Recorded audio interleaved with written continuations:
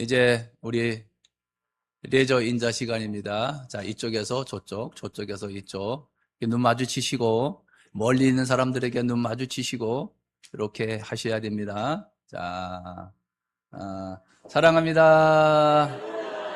축복합니다. 감사합니다. 예, 고맙습니다. 예, 예. 예.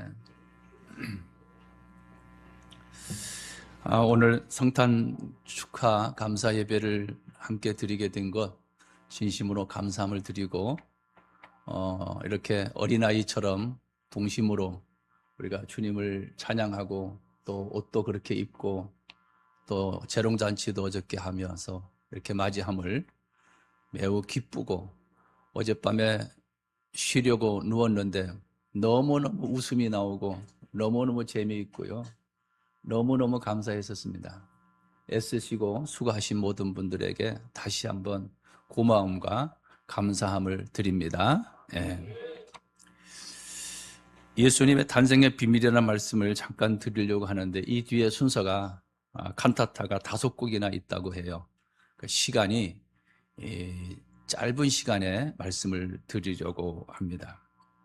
최초의 인류의 시조는 아담이에요. 그런데 아담은 누가 낳은 것이 아니에요.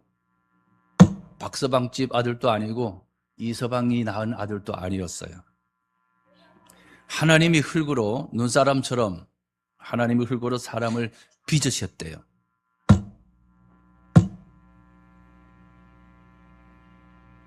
하나님이 빚으셨대요. 그리고 그 코에 성경에 의하면 생기를 불어넣으셨더니 그 흙덩이가 변하여 생명, 사람이 되었대요. 이것이 최초의 인간, 하나님이 창조하신 아담이었어요. 성경은 이 아담을 첫째 아담이라고 소개해요. 그 첫째 아담이 선악과를 따먹은 죄로 말미암아 죄가 온 인류에게 들어오고 그 이후 모든 인간은 죄로 인하여 멸망받을 수밖에 없는 상황에 처해 있는 것이 현실이었습니다. 그래서 하나님은 두 번째 아담이라고 하는 예수님을 보내주세요. 첫 아담, 흙으로 지었던 그 아담은 하나님께 범죄함으로 죄를 지어 하나님과 가까이 할 수 있는 길이 차단된 채 살아갈 수밖에 없었어요.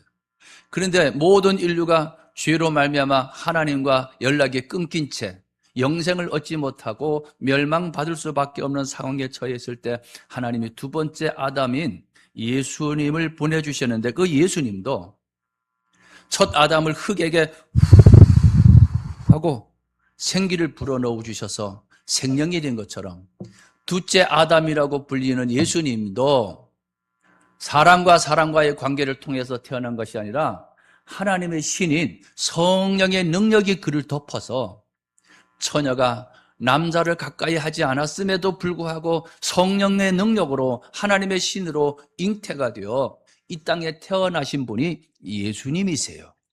흙으로 생명이 되게 하신 하나님은 처녀의 몸에 성령으로 잉태하여 예수님을 이 땅에 오시는 것은 우리로서는 불가능한 일이었지만 하나님으로서는 너무너무 쉬운 일이었어요. 이렇게 성령으로 잉태되어 이 땅에 태어나신 분이 예수님이세요. 그래서 우리는 사도신경에도 이 신앙 고백을 하죠. 동정녀 마리아에게 태어나시고.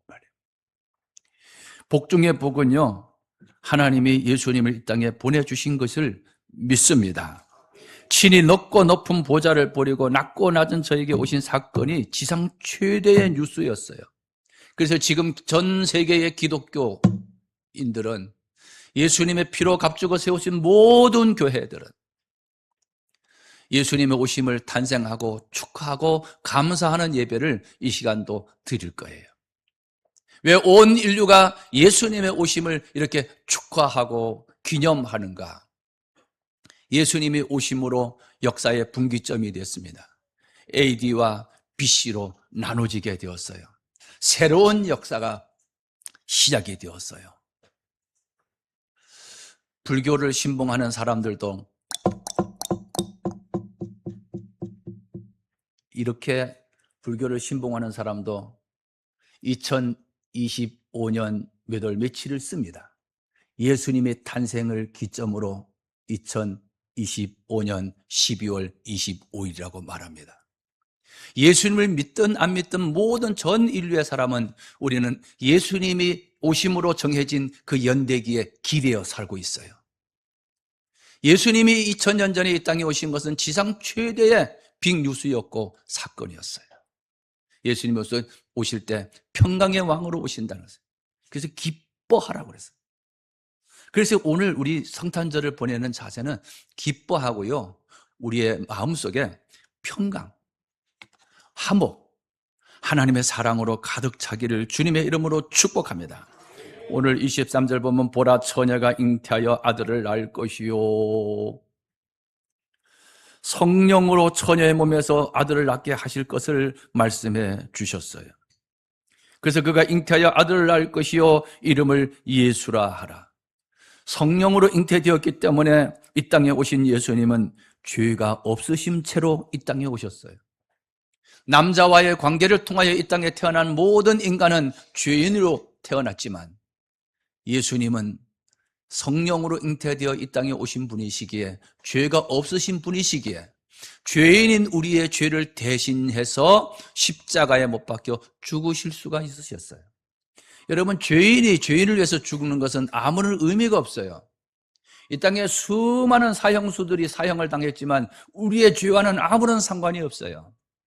그런데 예수님은 죄가 없으신 분이 이 땅에 오셔서 죄 있는 우리의 죄를 대신 짊어지시고 십자가에 대신 못 박혀 죽어주셨어요. 제가 전에도 말씀드렸습니다. 우리 인간은 다 죄인입니다. 의인은 없나니 하나도 없다고 이 성경은 말하고 있어요. 왜 사람들이 늙고 병들고 죽는가?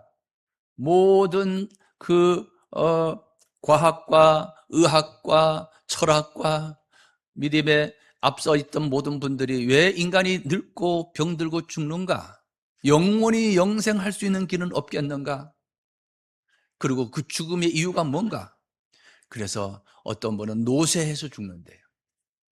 노쇠해서 죽는데, 그러나 성경은 노쇠해서 죽는 것이 아니라 죄로 말미암아 사망이 들어와서 죽는다는 거예요.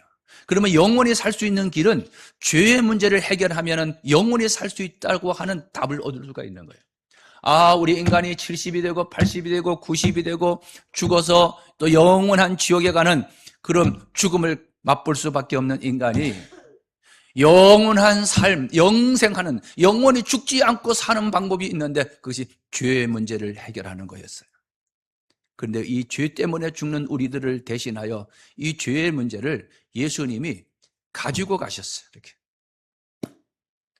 예수님이 우리의 죄를 대신 지셨다고 그러잖아요. 내가 짊어질 짐을 대신 지셨다. 내가 있는 죄를 예수님에게 다 대신 넘겼어요. 예수님은 죄가 없으셨던 분이 이제는 죄가 생기셨네. 죄 없이 오신 하나님이시지만은 이 땅에 오신 예수님이 죄를 가지고 가셨네. 나에게는 죄가 있었지만 예수님에게 그 죄를 다 이렇게 넘겨드렸어요.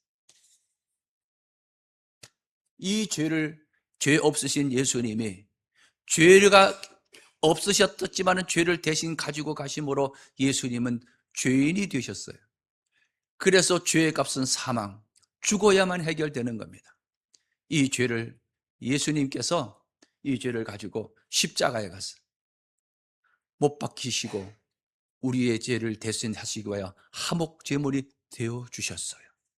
이것을 믿느냐 이 말이에요. 이것을 믿음으로 말미암아 우리는 죄가 있었으나 이제는 의로운 사람이 되었다는 거예요. 아멘입니까? 우리가 도덕적으로 윤리적으로 착한 일을 많이 했기 때문에 욕을 하지 않고 나쁜 짓 하지 않았고 이렇기 때문에 우리가 천국 가는 것이 아니라 예수 그리스도를 믿음으로 말미암아 우리는 의롭게 되었다는 거예요. 아멘. 아멘. 여러분, 검은 옷을 입으신 분들이 계신데 여러분, 검은 옷을 입었다 할지라도 빨간 외투를 걸치고 나면, 그리고 자꾸를 담그게 되면 안에 있는 검은 모습은 하나도 보이지 않고 붉게 빨갛게 보여지게 됩니다. 우리는 죄가 있는 검은 모습이었지만은 예수 그리스도의 보혈의 피로 우리를 덮어주셔서 이제는 죄인의 모습으로 보이는 것이 아니라 의로운 사람으로 주의 보혈로 깨끗게 함을 얻은 하나님의 자녀로 우리 하나님이 우리를 보고 계심을 믿습니다. 이것이 영생이고 이 영생 얻은 사람들이 우리 하나님을 뭐라고 부르신다? 아버지라고 부르게 됩니다. 사도행전 4장 12절 말씀입니다. 다른 이로서는 구원을 받을 수 없대요. 다른 이로. 어떤 종교를 통해서도 구원받지 못해요. 천하 사람 중에 구원을 받을 만한 다른 이름을 우리에게 주신 적이 없대요. 통일교 한학자 문선명 아니에요. 신천지 아니에요. 그 외에 어떤 종교에도 구원을 길을 열어준 적이 없으시대요. 구원을 받을 만한 다른 이름을 우리에게 주신 일이 없습니다. 다른 이로서는 구원을 받을 수 없대. 오직 예수님의 이름으로 구원을 받는다는 거예요. 아멘입니까? 그래서 오직 예수라고 하는 단어가 나오는 거예요. 오직 예수. 그래서 예수님이 내가 그 길이요 진리요 생명이다. 나로 말미암지 않고는 하나님께로 나아갈 수 있는 길이 없느니라. 예수님을 통해서만이 천국에 갈 수 있는 문이, 나는 양의 문이니 나로 말미암지 않고는, 양이 우리에 들어가려면 양의 문을 통과해야만 들어가는 거예요. 그래서 우리는 예수님을 믿는 거예요. 사실 예수라고 하는 이름은 당시에 흔하던 이름이었다고 그래요.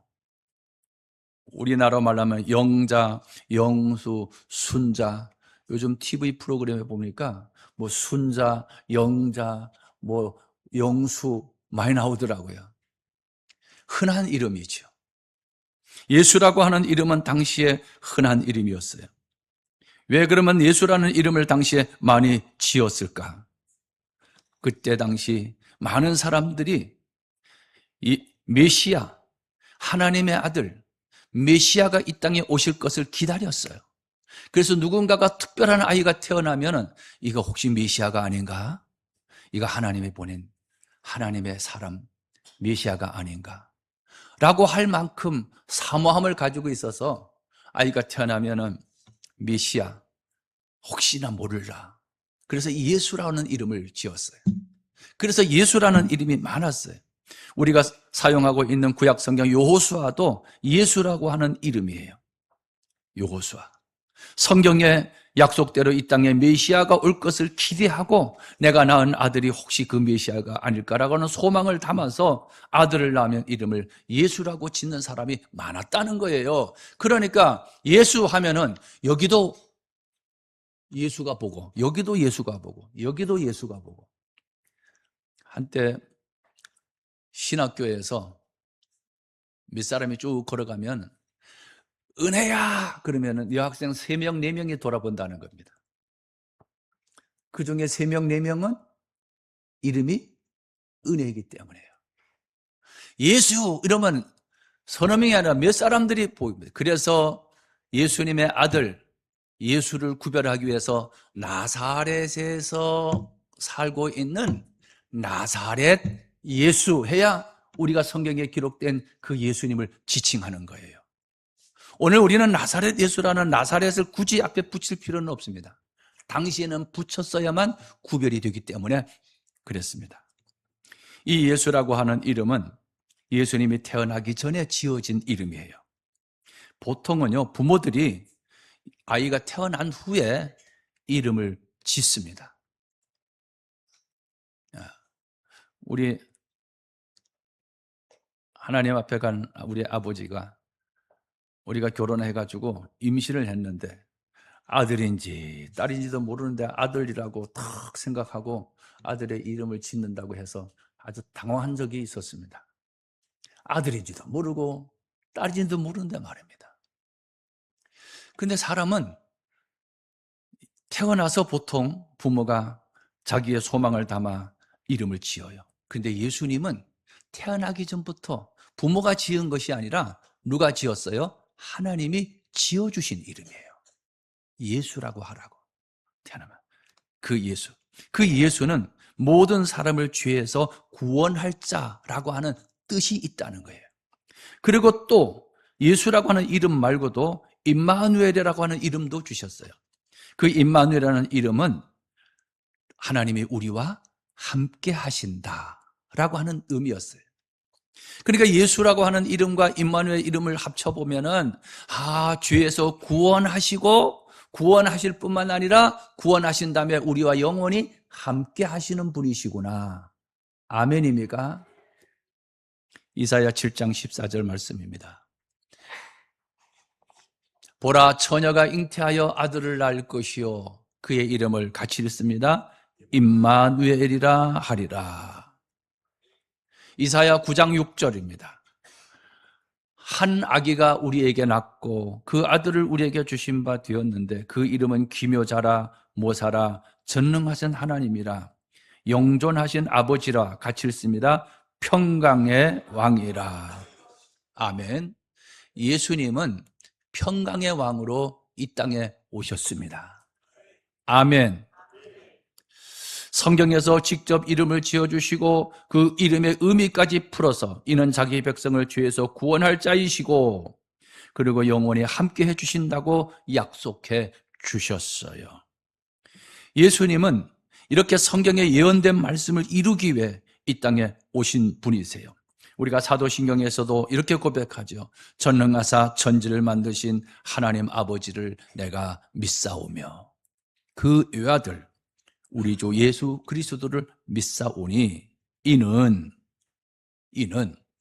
성령으로 잉태하사 동정녀 마리아에게 나신 것을 믿는다. 아멘입니까? 처녀가 아기를 낳았다는 말은 전혀 남자와 생리적인 관계가 없었다는 이야기입니다. 하나님께서 성령으로 잉태케 하셔서 이 세상에 태어난 유일한 하나님의 표적인데 이렇게 우리에게 오신 예수님의 또 다른 이름은 임마누엘, 하나님이 우리와 함께 하신다. 저는 동생이 넷이 있고요. 제가 오남매의 장남입니다. 옛날 시골에 방들은 작은 방들이었습니다. 방이 이렇게 두 칸이 있습니다. 아버지가 윗방에 또 안방에 이렇게. 겨울에는 한 방에 식구들이 나란히 다 잠잘 때가 있었습니다. 자다가 동생이 오줌을 누면 오줌이 스르르 젖어 들어와서 젖었던 기억도 있습니다. 자다가 보면 동생이 깜깜한데 시골에서 자다가 울어요. 그러면 주무시고 계시던 아버지나 어머니가 이름을 부르죠. 야, 미선아, 엄마 여기 있어. 그러면 뚝 그칩니다. 깜깜한 어둠에 두려움이 몰려왔지만 엄마가 함께하고 있다는 것에 두려움이 사라졌어요. 우리 하나님이 우리와 함께 하신다. 이 말에 우리 하나님이 우리와 함께하면 심지어는 죽음이 눈앞에도 와도 두렵지 않아요. 그래서 죽음이 눈앞에 왔는데도 순교할 수 있었던 것은 임마누엘 하나님이 함께하고 있는 그 힘 때문이었어요. 이 능력이 우리에게 있는 거예요. 죽음이 와도 고통이 와도 어떤 문제가 와도 우리는 담대하게 이길 수 있는 능력을 하나님이 함께 하심으로 우리에게 허락해 주셨어요.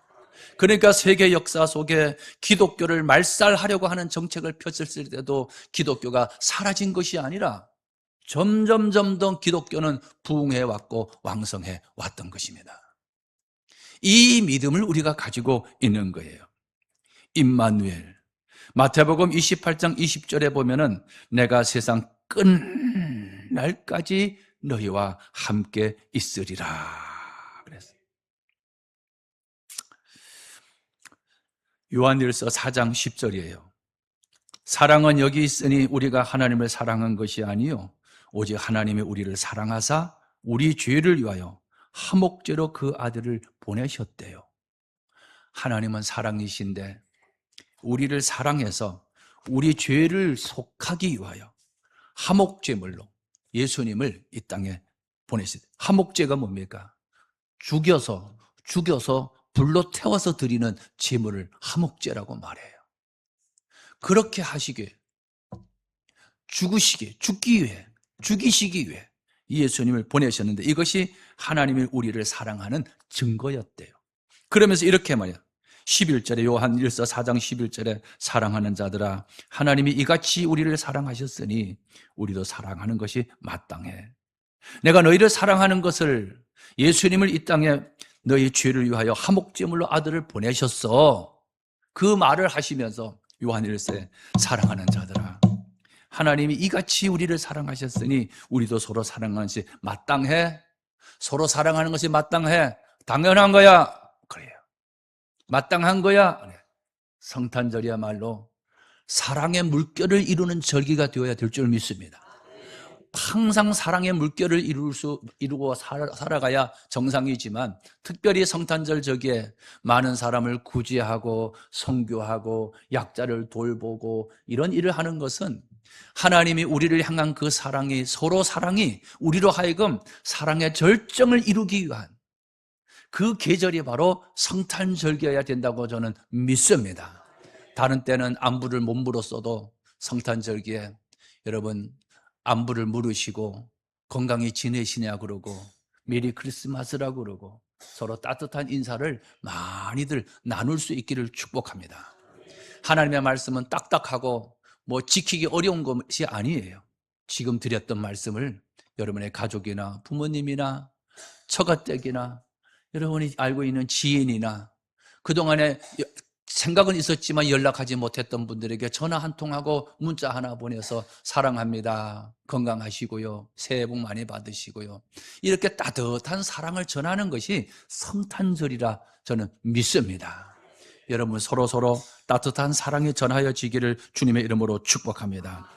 요한일서 4장 8절에 사랑하지 아니하는 자는 하나님을 알지 못하니 이렇게 서로 사랑하지 아니하면 하나님을 모르는 거래요. 그러고 보면은 사랑하지 않으면서 살고 있는 사람들이 교회 다니잖아요. 교회 오래 다녀도 하나님을 모르는 거예요. 내가 부모로부터 태어났지만은 부모를 모를 때는 효도를 할 수 없었던 것처럼 철이 드니 부모를 알게 되고 효도를 하게 되죠. 철이 들었다는 말은 뭐예요? 우리 부모님이 이렇게 나를 사랑하셨고 이렇게 하셨어.